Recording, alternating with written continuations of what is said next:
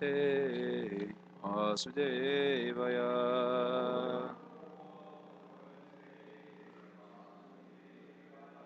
Om Namo Bhagavate Vasudevaya.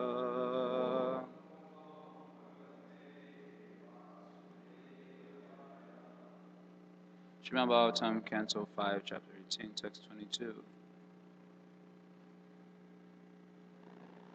Mat praptaye chesha surasadayas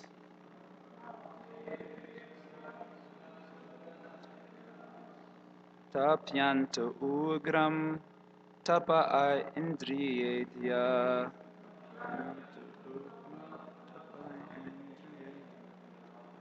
Rite bhavat padaparayana namam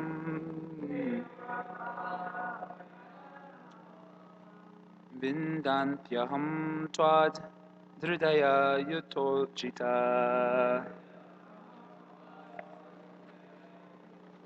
Okay.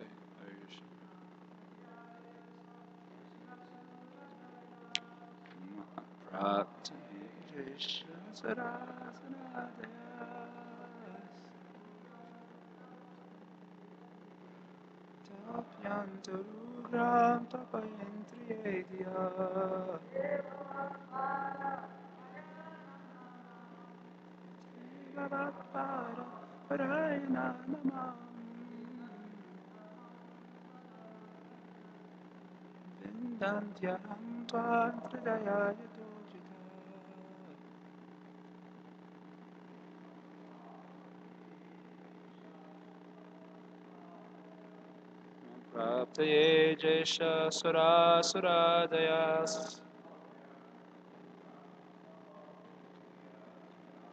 tapyanto ugram tapar anindriyadya. Bolo, bolo.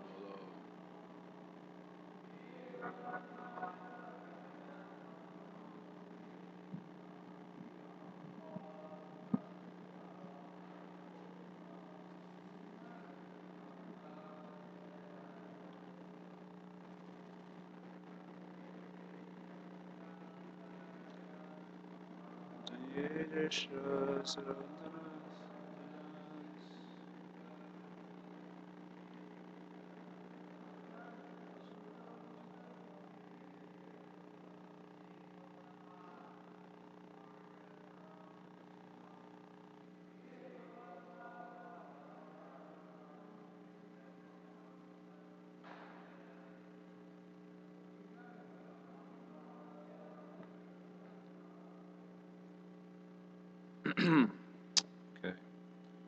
Mapraptaye, to obtain my mercy, Aja, Lord Brahma, Isha, Lord Shiva, Sura, the other demigods, headed by King Indra, Chandra, and Varuna, Osura Adhya, as well as the demons, Tapyante, undergo, Ugram, severe, Tapa, austerity, Ayindriyadhya, whose minds are absorbed in thoughts of superior sense gratification. Rite, unless Bhavat Pada Parayanat, one who is wholly and solely engaged in the service of the Supreme Lord's lotus feet. Probably should have did it in two parts. Na, not, mam, me, vindati, obtain, aham, I, twat, and you, hridaya, whose hearts, yata, therefore, ajita, O unconquerable one. Translation and purport by Srila Prabhupada ki Jaya. Translation, O Supreme Unconquerable Lord, when they become absorbed in thoughts of material enjoyment, Lord Brahma and Lord Shiva, as well as other demigods and demons, undergo severe penances and austerities to receive my benedictions. But I do not favor anyone, however great he may be, unless he is always engaged in the service of your lotus feet. Because I always keep you within my heart, I cannot favor anyone but a devotee. Purport. In this verse, the goddess of fortune, Lakshmi Devi, clearly states that she does not bestow her favor on any materialistic person. Although sometimes a materialist becomes very opulent in the eyes of another materialist, such opulence is bestowed upon him by the goddess of Durga Devi, the material expansion of the goddess of fortune, not by Lakshmi Devi herself. Those who desire material wealth worship Durga Devi with the following mantra: Dhanam Dehi, Rupam Dehi, Rupapati Bhajam Dehi. Quote, O worshipable Mother Durga Devi, please give me wealth, strength, fame, a good wife, and so on. That's the end of the prayer. By pleasing Goddess Durga, one can obtain such benefits, but since they are temporary, they result only in Maya Sukha, illusory happiness. As stated by Prahlad Maharaj, Maya Sukhaya Param Udvarato Vimudhan. Those who work very hard for material benefits are Vimudhas, foolish rascals. Because such happiness will not endure. On the other hand, devotees like Prahlad and Dhruva Maharaj achieved extraordinary material opulences, but such opulences were not Maya Sukha. When a devotee acquires unparalleled opulences, they are the direct gifts of the goddess of fortune, who resides in the heart of Narayana. The material opulences a person obtains by offering prayers to the goddess Durga are temporary, as described in the Bhagavad Gita, chapter 7, verse 23. Antavat tupalam tesham tad bhavatyalpamedasam. Man of meager intelligence desire temporary happiness. We have actually seen that one of the disciples of Bhaktisiddhanta Saraswati Thakur wanted to enjoy the property of his spiritual master, and the spiritual master, being merciful toward him, gave him the temporary property, but not the power to preach the cult of Chaitanya Mahaprabhu all over the world. That special mercy of the power to preach is given to a devotee who does not want anything material from his spiritual master, but wants only to serve him. The story of the demon Ravana illustrates this point. Although Ravana tried to abduct the goddess of fortune, Sita Devi, from the custody of Lord Ramchandra, he could not possibly do so. The Sita Devi he forcibly took with him was not the original Sita Devi, but an expansion of Maya, or Durga Devi. As a result, instead of winning the favor of the real goddess of fortune, Ravana and his whole family were vanquished by the power of Durga Devi. Shrishti Siti Pralaya Sadhana Shakti Eka. Srila Prabhupada Ki Jai. So Lakshmi Devi is offering prayers here. From this verse, we can understand that the Lakshmi Devi being described here is the Swarup Shakti of the Lord. So she's the original spiritual form of Lakshmi Devi found in the spiritual world, the husband of Mahavishnu, or Lord Narayana. And she's saying that Mat Praptaye means to obtain her mercy. Many persons perform very severe austerities. Tapyanta Ugram Tapa means very severe austerities are performed to obtain her mercy. And she gives a list of persons: Lord Brahma, Aja, Isha, Lord Shiva, the demigods, the demons. They're all prepared to perform very severe austerities to obtain her mercy. And for what reason do they want her mercy? Aindriye Diya, because they have some concept of sense gratification that is very dear to them. They consider it a superior form of sense gratification than they're already enjoying. So in order to obtain that, they seek the mercy of Mother Lakshmi. So they perform severe austerities to get that mercy. But she says here, unless they are completely dedicated to the Lord, Rite Bhavat Pada Parayanan, unless they're completely surrendered to the Supreme Lord, they cannot get her mercy. So what do they get instead? That is what Prabhupada is describing in the purport. They perform severe austerities to get her mercy, but she's saying unless they are surrendered devotees, they do not get her mercy. So what do they get instead? They get the shadow form of her, not of her mercy, they get the shadow form of Lakshmi. namely Durga Devi, Prabhupada is mentioning here, who's an expansion of the original Lakshmi Devi, the shadow form of Lakshmi. They get her mercy. Well, I don't know if you can call it mercy as such, but they get her mercy or grace. And the result of such mercy is that they actually suffer. That's what they get instead. Instead of getting the original mercy of Lakshmi, they rather get the seed of their destruction. So the example is given of Ravana. Prabhupada's giving this example. In the purport, or in the pastime, Ravana wanted Lakshmi Devi so that he can enjoy. So in terms of the verse here, Aindriya Diya, a higher, superior idea of sense gratification, is Sita. As far as Ravana is concerned, that is a superior form of sense gratification. He wanted her for his own enjoyment.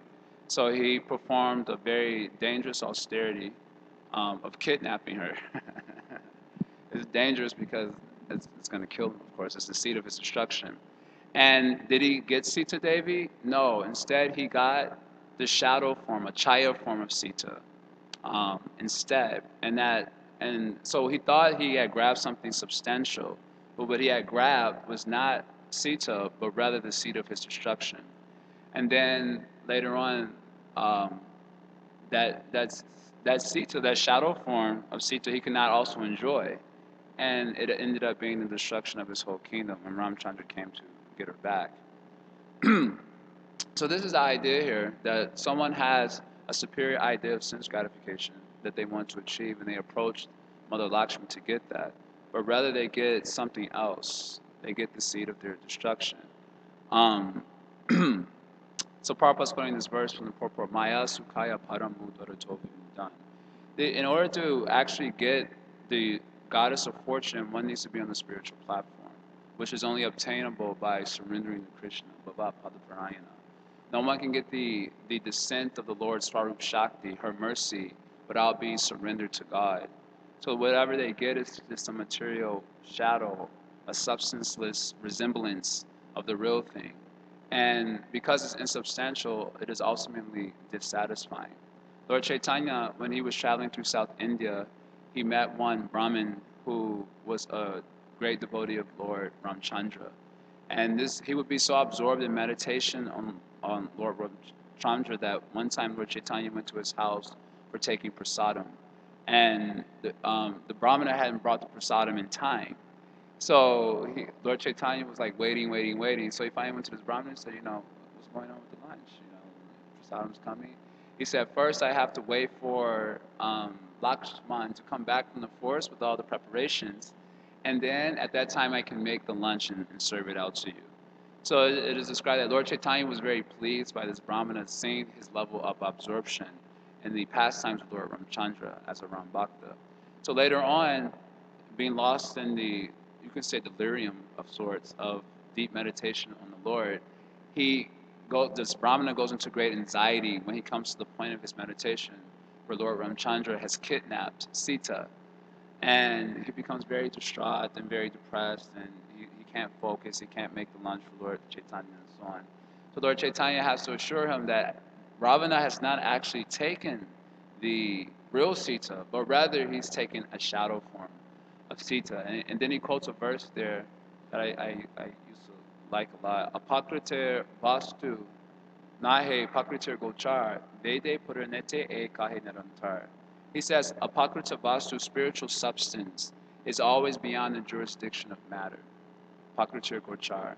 Spiritual substance, like Sita in context, is always beyond the jurisdiction of matter. So Ravana is a personification of materialism. And so he wants something that is spiritual, but that which is spiritual is always beyond the jurisdiction of that which is material. It cannot be obtained. Just like this verse we hear about the holy name of Krishna. How does it start? The famous one, Bhakti Rasamrita Sindhu. Ata Shri Krishna Namadi, Amavet Grahyam Indriyai. What is the meaning?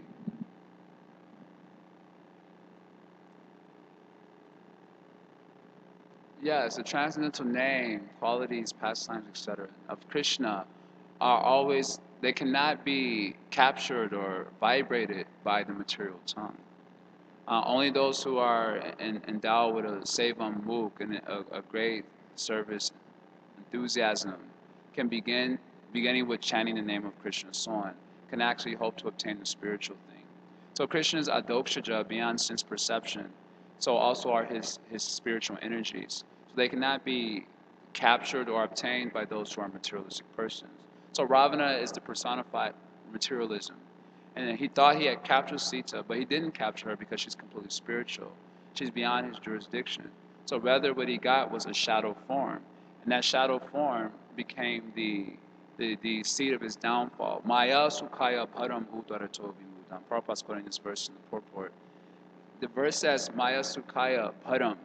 That Maya Sukha, the happiness granted to one by the material energy, Param is a great burden. The happiness is a great burden because what is the burden of the happiness of Maya? The happiness given by Maya, of course, is a little bit of a misnomer because it leaves a great burden. And what is the great burden that it leaves? You can kind of contemplate it. What is the burden that the happiness of Maya leaves? Huh? Huh? It leaves the burden. Okay, hankering, that's true. It leaves the burden of suffering, actually. This is interesting. The happiness given by Maya forces you to carry the burden of suffering. The seed of happiness given by Maya bears bitter fruits, in other words. What is this, and why is it that it causes suffering? Prabhupada says here in the purport, because whatever she gives to a person does not long endure. It disappears in due course of time, causing suffering to the individual. Yehi samsparsha ja bhoga, dukkha yonai evate. The happiness derived from the senses contacting the objects of the senses gives birth to misery. That's actually what's taking place. Because someone may say that, no, I like the things given by Maya. I like my wife, I like my car, I like my house, I like my bank balance. And someone may say like that, and oftentimes they would argue in this way, that my life is good, I like all these things. So then the question we have to ask them is, well, how much do you like them? And they say, well, I like them a whole lot. I really, really like them. That means to the degree you like it, to that degree you suffer more. Because when they are forcibly taken away from you by the time factor, the degree you are attached to those things is the degree in which you will suffer from the loss of those things. So that way, the things that we're attached to in the material world become the seeds or the sources of our misery. The more we're attached to them, the more powerful they are sources of misery. In this way, Maya Sukhaya Bharam, one who is after the happiness of the illusory energy, carries the burden of unhappiness that later on results when they disappear from their vision or from their possession. So in this way, going after obtaining the shadow form of Sita or praying to Lakshmi to gain her favor, but getting only a shadow form of her, carries only the seed of one's own unhappiness. Maya Sukhaya Bharam Udarato Vimudan. And therefore, Prahlad Maharaj says such persons are greatly foolish. By cultivating a life of attachment to material things which do not long endure, one is greatly foolish because such things become the sources of their great misery. And it is easily seen in terms of like a breakup. This is the most classic example, but probably the most effective one in the material world. Where boy meets girl, girl meets boy, and there's a breakup. And they write songs about these things. And these songs go platinum, or gold. Gold platinum. Do you know gold platinum? This is like how you say, huh? It's to show how popular the songs are. The more popular, if it's pretty popular, you get gold. If it's more popular, it gets platinum. And a lot of the songs that get these like high attention from these superstars are the songs that talk about breakup. The songs that talk about how much they fell in love and all these things, they might make it up to the gold standard. But the songs about breakup, people relate to a lot more, and so they get more views, as it were, platinum. So in this way, it is in the material world, they're proving that the things which they think are the source of their happiness are actually the source of their misery, because they do not long endure. They're not eternal. So contrasting those who worship Lakshmi for material things and get only the shadow of her are those who are actually surrendered to the Supreme Lord, Bhavat Padaparayana. They're surrendered to the Supreme Lord, so what do they get instead? They actually don't pray directly for the fortunes given by Lakshmi Devi. They simply worship the Supreme Lord. And what do they get instead? They get all the opulences of the Swarup Shakti. So the wealth given to devotees is coming by the original form of Lakshmi Devi. She is the one who blesses them with good fortune. Just like on the battlefield of Kurukshetra, Arjuna refers to Krishna in the first chapter as Madhava, the husband of the goddess of fortune, and it's actually meant to be like a subtle like slandering of Krishna, because he's saying, "Oh Madhava, why are you engaging me in this unfortunate battle?" So he's actually meaning it as a kind of a sarcasm, referring to Krishna as the goddess of fortune, but you're trying to engage me in this unfortunate event. But actually, he is the goddess of fortune, husband of the goddess of fortune, Krishna, Madhava. And so when you get Krishna, you also get the mercy of the original goddess of fortune. So the opulences of a devotee, if they shall come to him, they are directly given by the spiritual form of the goddess of fortune. So those opulences are indestructible, as described in this way. The opulences given to materialists are due to the results of their karma, or due to the mercy of Durga, or the material shadow form of Lakshmi. And those results are destructible, and therefore they're the seeds of our misery. But the opulences given by the goddess of fortune are indestructible, because they're coming from the spiritual platform. Although it looks like material opulences, the example is given of Prahlad and Dhruva in the purport. Although it looks like material opulences, they're directly granted by the original goddess of fortune. So those opulences are indestructible. And so it can be seen that a devotee also enjoys great opulences. One example would be, of course, Srila Prabhupada. Srila Prabhupada came here with hardly anything. Well, not hardly anything, literally nothing, except a box of books and maybe some cereal or something like this. And later on, by trying to please the Supreme Lord, his spiritual master, as Prabhupada mentions here, he was empowered by the spiritual master and by Krishna to spread the movement all over the world. Now, to do that, it requires a lot of opulence to spread the movement as Prabhupada did it, effectively catching the attention of so many materialists, requires an opulent display by which people will become attracted. And so Prabhupada was actually granted that. The temples, there's so much of money. Also, there's one interview where Prabhupada's being questioned about his book sales, and he says we're not making less than $40,000 per week. Pradumna, how much we're making? Yes, $40,000 a week. And he's telling just very openly. That would normally be seen as like a sign of arrogance. It's a very funny video, because he said, Pradumna, how much we're making? Yes, no less than $40,000 a week from our book sales. Great opulences Prabhupada was exhibiting, and those opulences were given directly by the spiritual form of Lakshmi Devi. So those opulences were indestructible. That's what's being described here. When one worships Lord Narayana or Lord Krishna directly, then automatically he gets the blessings of all his spiritual energies, including Mother Lakshmi, who's the original energy of Krishna. What is that verse? Nam Namakari Bahuda Nija Sarva Shakti. Nija Sarva Shaktis. By chanting one name of Krishna purely, really chanting Krishna's name and not just a semblance of the name, but one name of Krishna, contained within that one name, Nija Sarva Shaktis. All the Shaktis of Krishna, including Mother Lakshmi and other spiritual Shaktis, are there. And therefore, one who chants purely is super empowered like anything. But who can chant purely the name of Krishna? Only one who is Bhavat Padaparayana, one who is completely sold out to Krishna, who's given wholesale his whole existence to Krishna. That person can chant purely, and therefore he can exhibit such opulences. Whereas those who are chanting the names of Krishna for achieving material benefits, then what they also get some of the Shaktis of Krishna, but they don't get Sarva Shakti, they don't get all the Shaktis. So one who chants Nam Aparad, it's described in this way. One who chants the Nam Aparad, then they can get the fruit of enjoyment, bhukti. One who chants the offending name of Krishna can get the fruit of material enjoyment. That means they get the material Shakti of Krishna, Durga Devi. They get her mercy, as it were. Those who chant the name of Krishna seeking liberation, they get another Shakti of the Lord.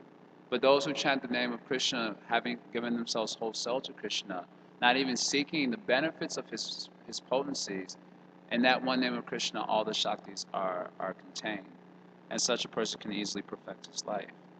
So that's what Prabhupada is mentioning here. In the second paragraph, he mentions how a person who, he mentions a history of a godbrother, it seems, who wanted to enjoy the property of his spiritual master. So he got that property, at least for some short time. But the result of wanting something material is that it does not long endure. And so within the seed of his enjoyment is the fruit of his suffering. Whereas Prabhupada says, for someone who does not desire anything from the Lord, then within that seed is the fruit of great opulence. What is the last verse of Bhagavad Gita? I don't remember the Sanskrit. Yeah, what is the English? Yes, what is the English?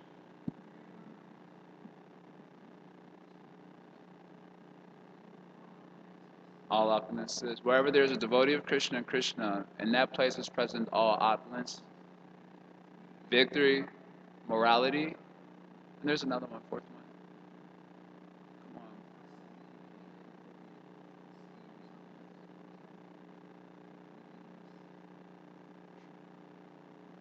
Come on. Morality, victory, opulence, and fame. Fame, great fame.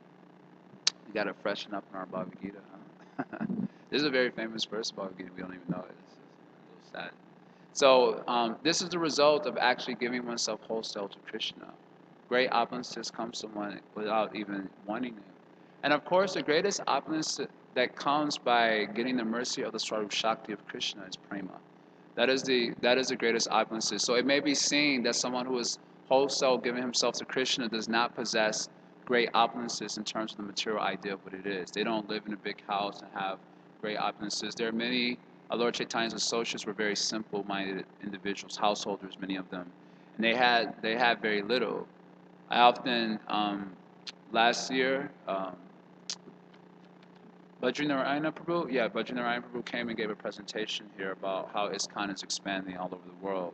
So he showed pictures of just these huge projects that ISKCON is doing all over the planet, which was very inspiring, certainly on one level.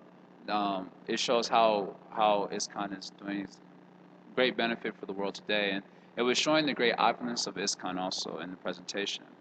And I said, I wish he would have showed the picture of someone that looked like Kolavechra Sridhar.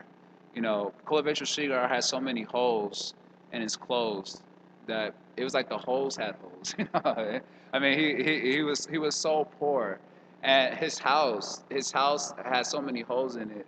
It was probably useless. When it would rain, all the rain would come inside the house. You know, that's how poor he was, and he would worship Mother Ganga. He from his business, which was selling banana leaves.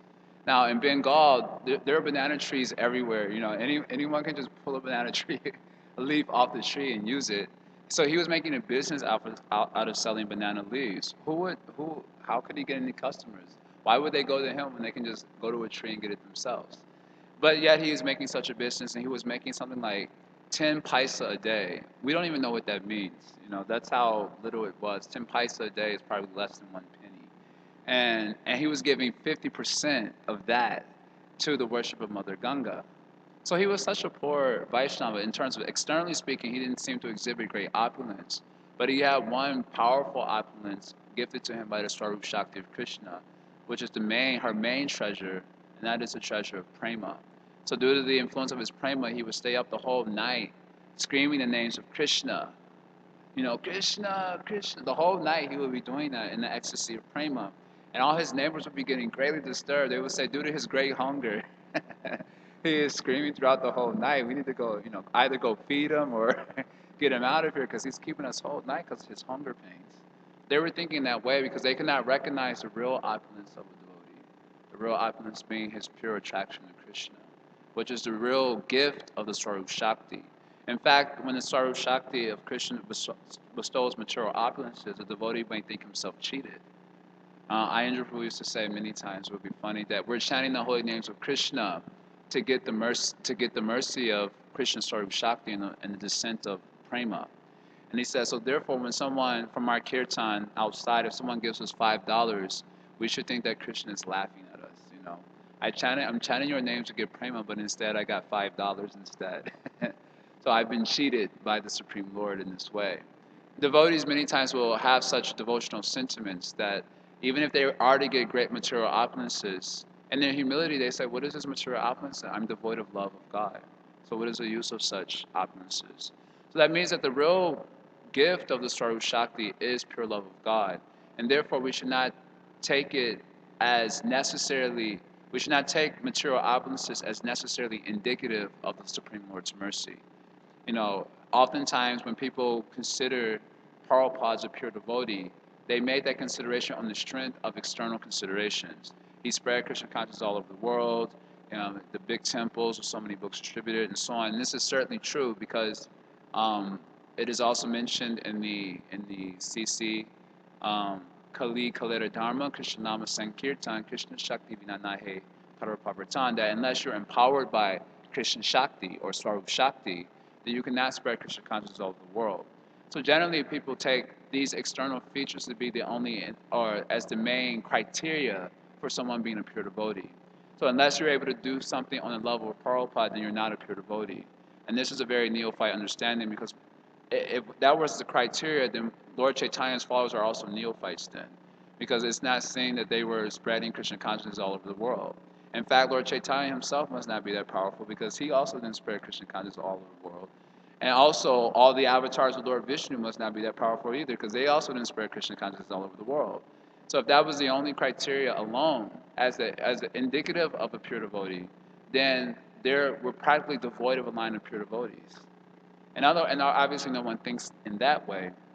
So our understanding has to be mature. Material opulence in the form of great wealth, great victory, great fame, and opulence is not the only indication of empowerment by Krishna, but rather the subjective experience of pure love for Krishna is the truth that someone has got that. And because that it's subjective, you cannot easily perceive it.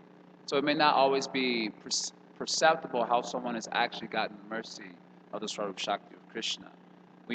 Oftentimes we may misconstrue, in fact, like in the case of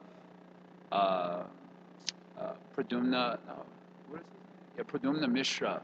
Pradumna Mishra went to see Ramananda Roy one time. He had the great taste for hearing Krishna Katha, great powerful taste for hearing Krishna Katha. So Lord Chaitanya advised him, you're going to hear Krishna Katha from Ramananda Roy. There is no one who is a greater Vaishnava, Rasik Vaishnava than Ramananda Roy. If you want to hear about Krishna, you're going to hear from Ramananda Roy. So Pradumna Mishra went to go see Ramananda Roy, and Ramananda Roy had a servant. So the servant told him quite plainly, Ramananda Roy is not available right now. He's massaging the naked bodies of the Devi Dasis. He told them quite plainly, like it wasn't even that big of a deal. And so Pradumna Mishra was like, what? What? Excuse me? Maybe I didn't hear that right. What did you say? And he said right now he's busy. He's massaging. He's training the girls how to offer their sentiments to Krishna, and right now he's massaging their naked body. Now, obviously, if we were to see that today, we probably think that he doesn't have prema. Obviously, or he has another type of prema, the material reflection of it, and not the real thing. But he was a topmost Vaishnava. When Lord Chaitanya would be suffering the pangs of separation, the only persons who could satisfy him was Ramananda Roy and Swarup Damodar. No one else could really placate his sentiments. Therefore, they always remained in Puri with Lord Chaitanya, such exalted Vaishnavas they were. And yet, it would have been easy, as it was for Pradumna Mishra, who was also a pure devotee of the Lord, to misconstrue his sentiments as something material. So therefore, my concluding point is that the truth of having gotten the mercy of Krishna, the descent of his Swarup Shakti, here shown as Mother Lakshmi, is that one has a subjective experience of pure attraction to Krishna, prema. And that's not always visible in terms of great material opulence, although in certain cases it is seen or shown as great material opulence. And therefore, we may not always be able to tell if others have gotten the mercy of Krishna, but we can understand when we're really getting the mercy of Krishna, when we're experiencing greater levels of subjective achievement in terms of pure attraction to Krishna. If we're getting a lot of appreciation from devotees, that is not necessarily an indication of getting the mercy. You will know for yourself if you've got mercy. Sometimes people would ask the Prabhupada, how do I know I'm making advancement? And Prabhupada said, you will know yourself. No one has to tell you. And he will give the example, like, how do you know you've satisfied your hunger? Does anyone have to tell you? My dear Prabhu, that's enough. You know for yourself. You know directly for yourself. So similarly, one can know directly for himself if he's actually getting mercy of the Lord by the subjective experience of increasing taste for Krishna consciousness, the activities of Krishna consciousness, hearing, chanting, serving devotees, not finding fault with them. And so on, all these things will be direct evidence of having actually gaining greater and greater influence of the Swarup Shakti in your heart. And that is the real criteria that we have to look for. It is not an analysis of others and are they getting the mercy so much, or oh, look at how much preaching they're doing, they must be greatly empowered. That's not really what we should be looking for. Rather, we should be looking for the attraction for the pure attraction for Krishna consciousness, at least within our own hearts. And as we start to recognize it for ourselves within ourselves, we might be able to recognize it in others as well, and recognize therefore how they're actually gaining the mercy of the Lord. So that's my discussion. It's a little longer than I normally like to speak. Are there any questions? Yeah.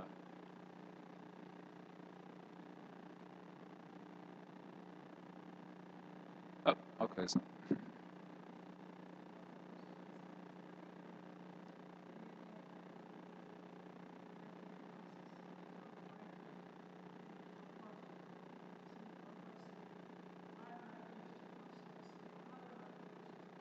that's very often. Yeah. Right.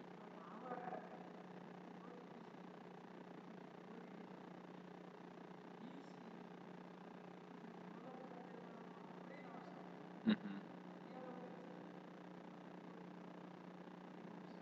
Mm.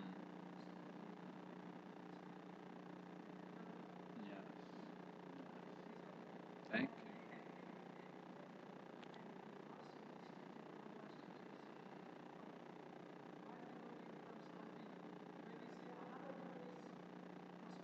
Mm. Yes. Yes. Yes.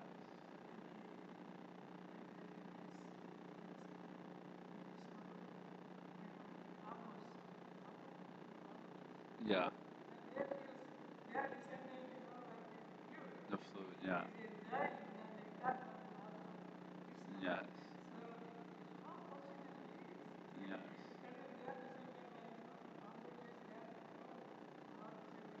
That's a beautiful example. You guys get it? What he's saying?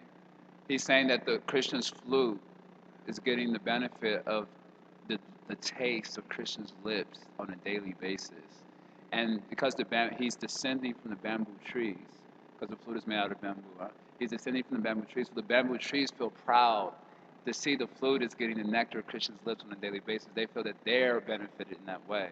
So he's using that as an example to say how a Vaishnava feels great happiness when he sees another Vaishnava prospering in devotional service. That's a very beautiful example.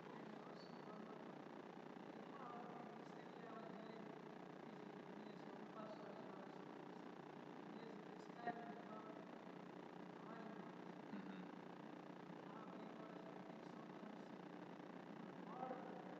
Mm. Yeah.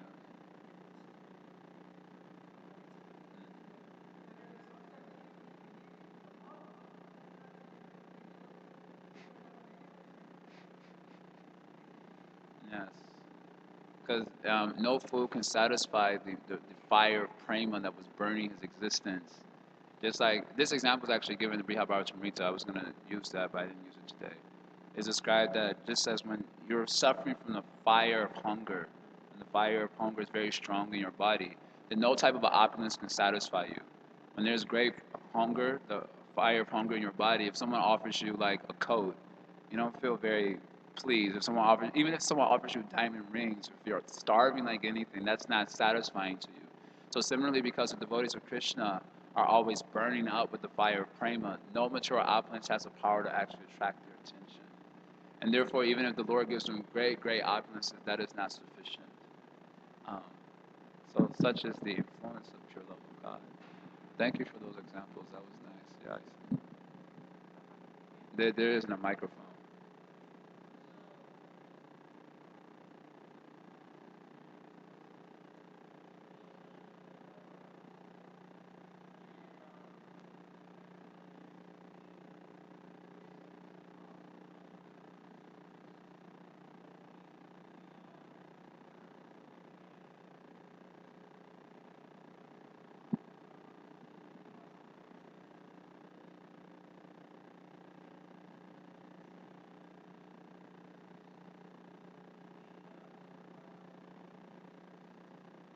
Sure.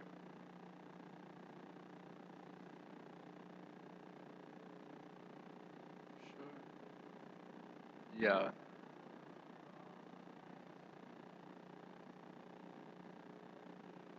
Well, what else would it be? If it's not a test from Krishna, how else can we conceive of it? There's always several ways you can conceive of struggle in the material world.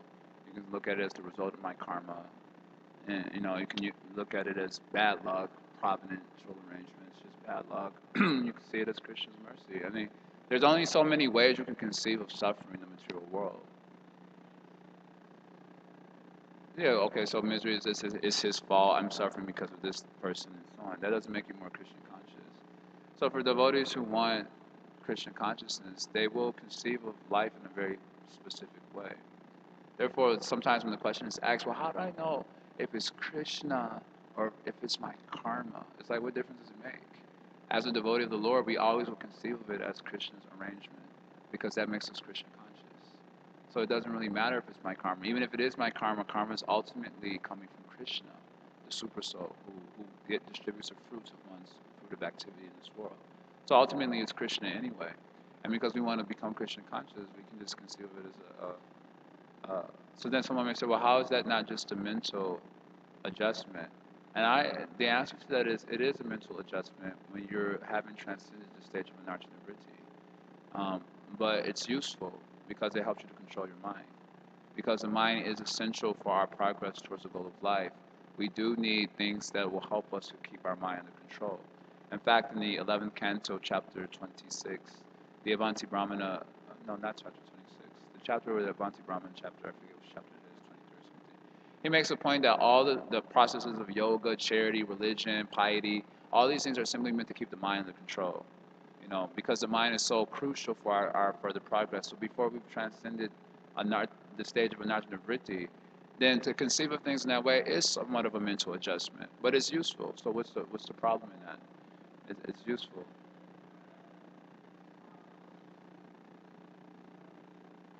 Well, we know from the strength of shastras that most likely it is my karma fructifying itself. Um, but because that's what Shastra says, when I'm enjoying, I'm enjoying the fruits of pious karma. If I'm suffering, I'm getting the fruits of impious karma. So by evidence of Shastra, we can understand it's my karma. But that doesn't help us become Krishna conscious. That's the point. So we rather conceive of it as Krishna's arrangement, and that helps us to think of Krishna. Okay, so what am I supposed to do then in order that I can prove to Krishna that I'm serious about whatever? Like, there's only so many ways you can conceive of obstacles. So the devotee will make this particular choice. Okay, are there any other? Yeah. There's no.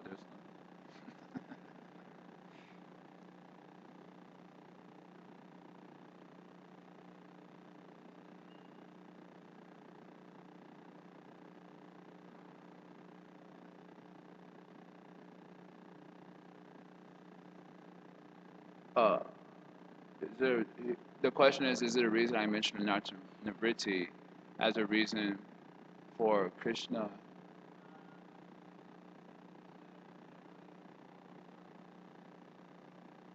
Yes, actually, it's usually the result of karma to even higher stages of devotional service. The reason is that the pure devotional service has 6 characteristics. The first being it removes suffering, kleshagni. and Shubhada being the second of the two, it bestows auspiciousness to the practitioner. These two qualities manifest in the stage of sadhana, kleshagni, and Shubhada manifest in the stage of sadhana. And that too, they manifest at the stage of nishta. So, therefore, before the stage of nishta, that means anartha nivritti or lower, in terms of how a devotee will conceive of things, things will be more of a mental adjustment, which it could be situated in truth, but as far as his subjective realization, it's more like a mental adjustment. Therefore, sometimes he's able to do it, sometimes he's not able to do it. That's what anarthas means. So anarthas means just hills and valleys. We hear this type of experience. So sometimes he's able to adjust his mind, okay, it's Krishna's mercy, and sometimes he's not able to do it. That's because he hasn't attained nishta. At the stage of nishta, though, his mind will be completely fixed on Krishna. Sometimes it wavers off to the material energy, but he's able to bring it back immediately and fix it on the lotus feet of Krishna. So then, but it is mentioned that, I forget where it's mentioned, to be honest with you. I think it's in Bhakti Rasamrita Sindhu, but I know where I read it. I don't want to say it, but I know where I read it, that until one attains a stage of asakti, the influence of karma may still be operative. You can read this actually in Madhurya Kandambini. We need to make a chart of how the influence of karma dissipates with greater and greater attainments of devotional service. It's elaborately described in Madhurya Kandambini. I think after we finish Bhakti Rasamrita Sindhu for our little Brahmacharya thing, we can maybe look through the Madhurya Kandambini because it deals with the 9 stages of devotional service in a very scientific way. So that's why I mentioned that way. In terms of how a devotee is able to fix his mind, before the stage of Nisha, it really is kind of like a mental adjustment. And sometimes he's able to do it, and sometimes he's not able to do it, hills and valleys. At the stage of Nishtha, he'll be fixed in this conception that is Krishna's kindness upon me.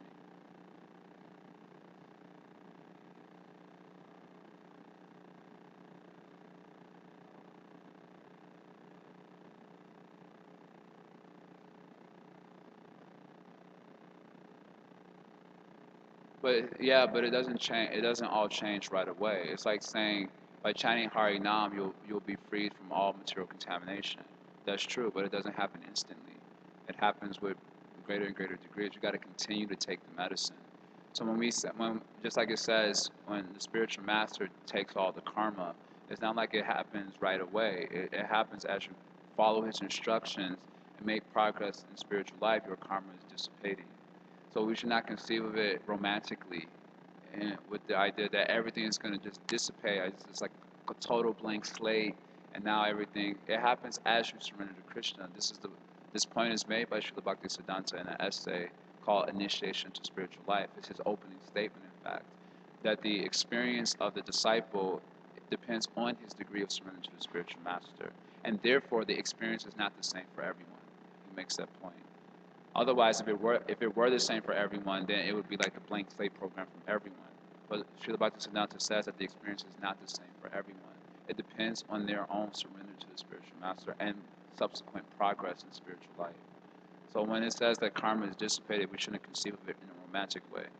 It is dissipated as you continue to take the medicine and move forward and on the road to recovery.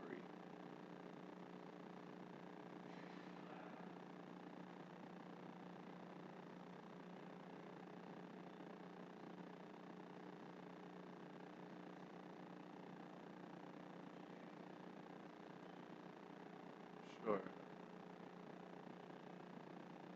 Sure.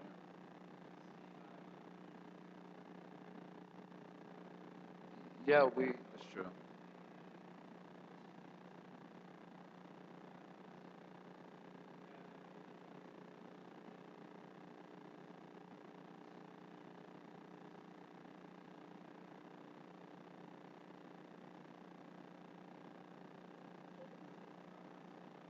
Like I said, this is true. Will be the mental adjustment made by a sadhaka who's yet to attain higher stage of devotional service. We should know that Krishna is not directly involved in the life of any sadhaka until he comes to the platform of full surrender at the stage of ruchi.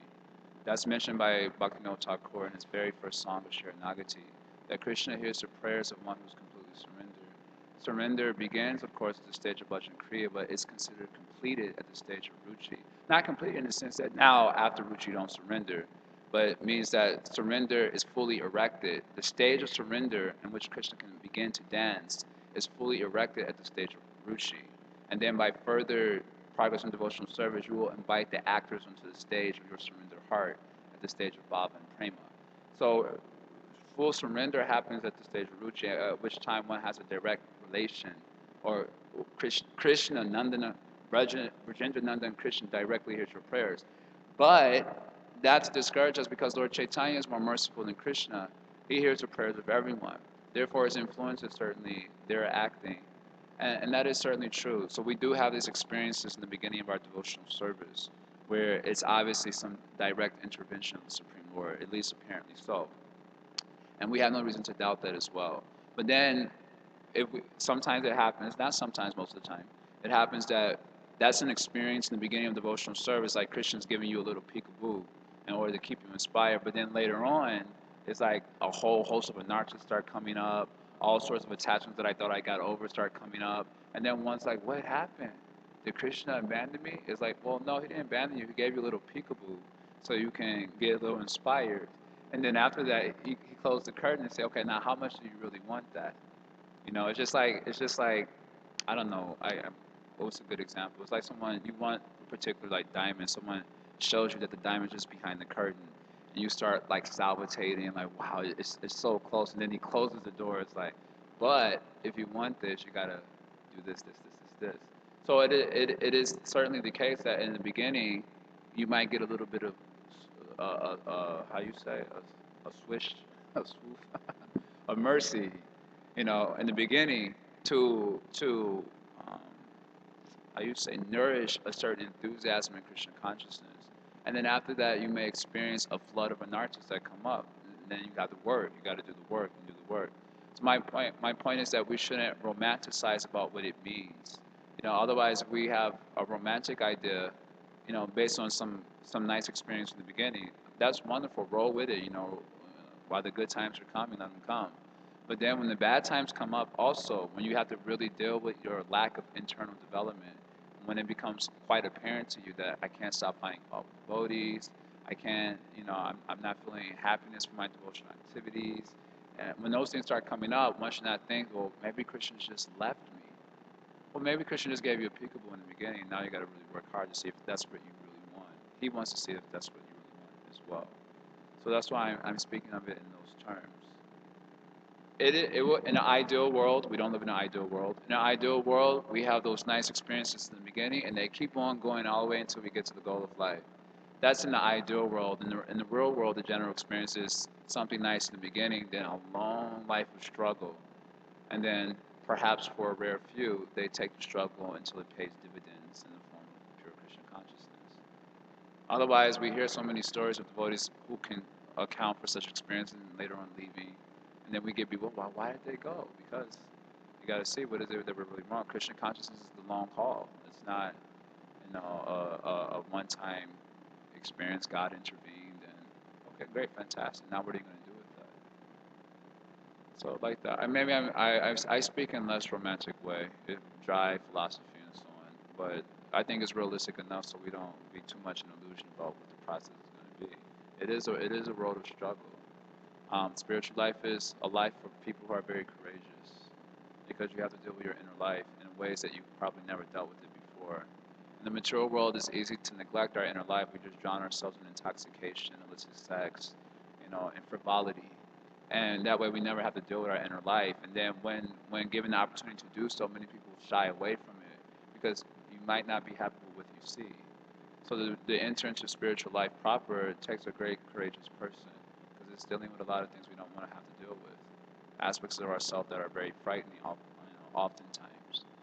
And so we should be realistic about what it's going to be. It seems a little negative, but it's ultimately positive because it's showing a life of a courageous person, a life of courage. Did you send your food?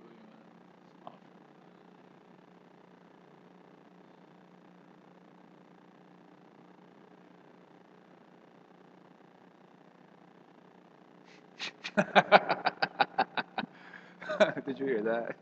He said, Srila Prabhupada told his followers that you're going back to Godhead in a rowboat, and I'm going back to Godhead in a speedboat.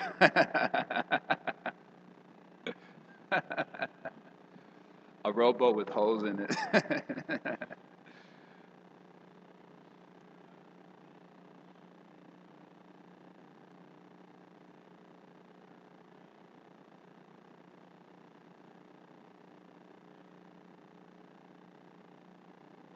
I'm praying that I won't become attracted to this wealth.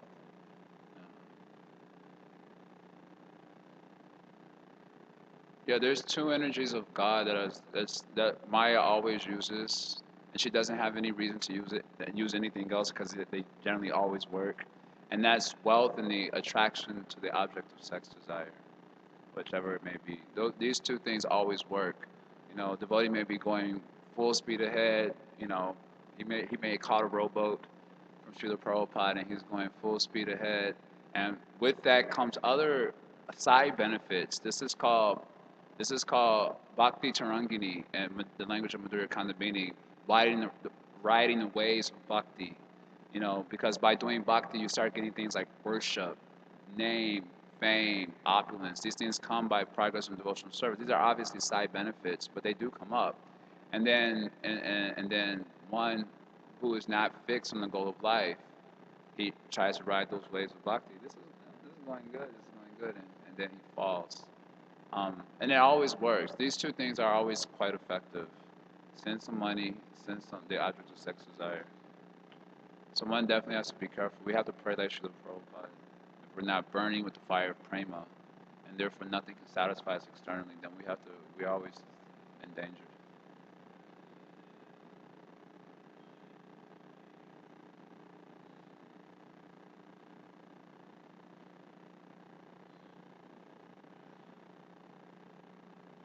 Yeah, when he's transcended the most, he's reached the goal. And until then, he can try his level best to comprehend the modes of nature and try to remain aloof from its influence. But yeah, so they're trapped. But what about the sadhakas like ourselves? In a few verses earlier to this, not Lakshmi's prayers, but whoever was praying before this, I think Prahlad Maharaj, he offered the prayer saying that even for liberated persons, they sometimes get caught by the modes of material nature because the modes are very powerful. Um, without, this point comes up again, Bhavat Pada Parayana, Krishna's language in the Bhagavad Gita, Daiviyesha Gunamayi, Mamamaya Darataya, Mameva Ye Prapadyante, the same, Bhava Pada Parayana. Unless you're surrendered wholesale to Krishna, then Maya is very strong, and her influence is great in this material world. Even if you come to a platform of Jivan Mukta, being actually liberated, and can understand what is actually happening, her influence can still act. So until you're out of the material world, we're kind of in the danger zone. Or if you got prema, you're pretty much okay. Prema means, you're burnt. Literally, this is a description in Brihad Bhagavatam. You're burning with the fire of prema. So the same example, when you're burning with the fire of hunger, then nothing will satisfy you when you're really hungry. Even if someone glorifies you when you're starving, that glorification doesn't.